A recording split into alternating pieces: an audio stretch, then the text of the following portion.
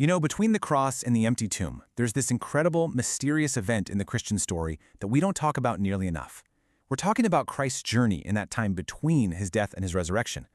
Maybe because you have to piece it together from verses all across the New Testament, it's a story that kind of stays in the shadows. A story of descent, a proclamation, and ultimately, a massive victory. Now, if you've ever been in a church that recites the Apostles' Creed, this line is probably super familiar. You might say it without even thinking. But have you ever just paused and wondered what it actually means? He descended into hell. I mean, that is a powerful statement, and it raises a whole lot of questions.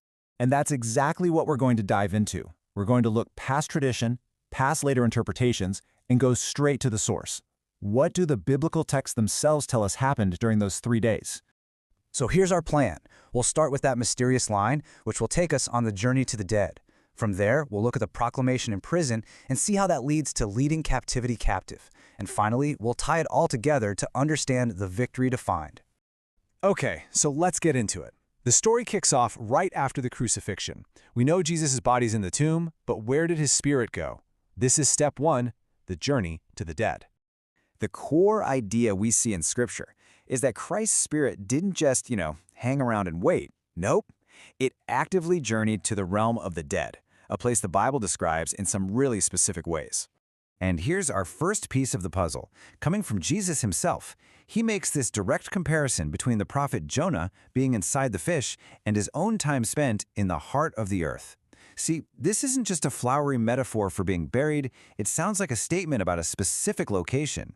The book of Ephesians really hammers this point home. The logic here is pretty simple but so powerful.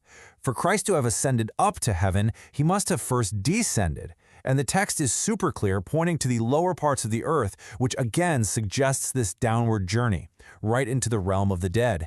And this verse from Acts even gives us a name for that place, Hades. That's the Greek term for the realm of the dead.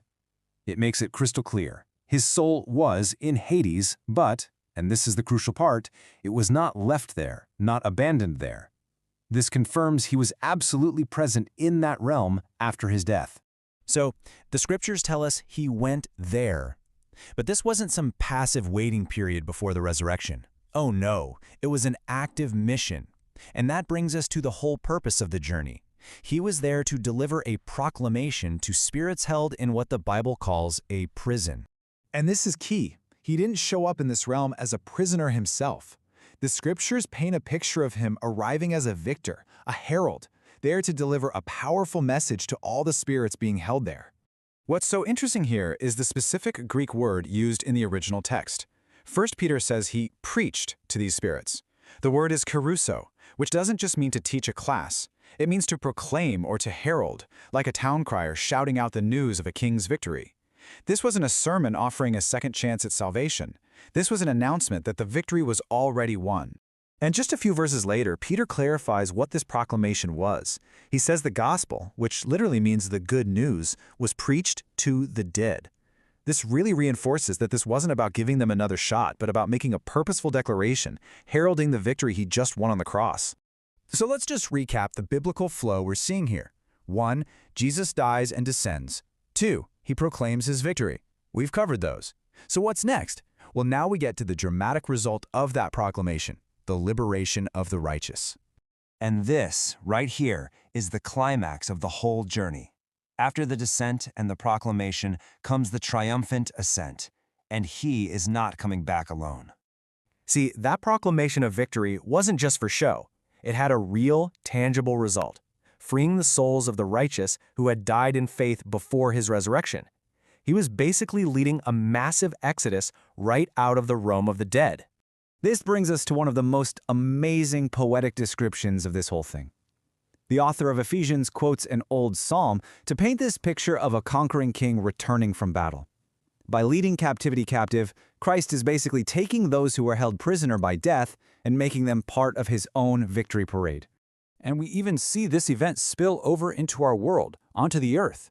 The Gospel of Matthew gives us this stunning eyewitness account. It says that at the very moment of Christ's resurrection, the graves of many righteous people were opened, and they were seen walking around Jerusalem. This is like the physical proof of the spiritual liberation that had just happened. Okay, so we've walked through the descent, the proclamation, and the ascent.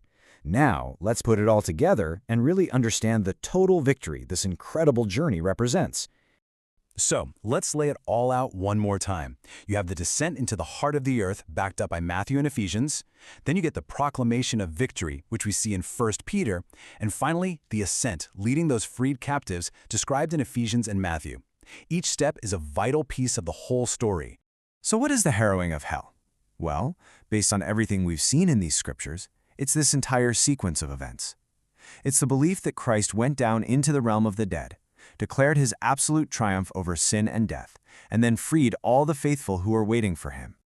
And this is why it's so important. This journey isn't just some theological trivia. It shows that Christ's victory wasn't just for those who are alive, but for the dead as well. It was a complete, universe-altering win over death itself, proving that no place, not even Hades, was beyond the reach of his power. Which brings us right back to where we started. When you understand this whole biblical story, that familiar line from the Creed, "He descended into hell," is no longer just a dark, mysterious phrase. It becomes a powerful declaration of absolute victory. So the question I'll leave you with is this: how does seeing it this way change your own understanding of the resurrection story?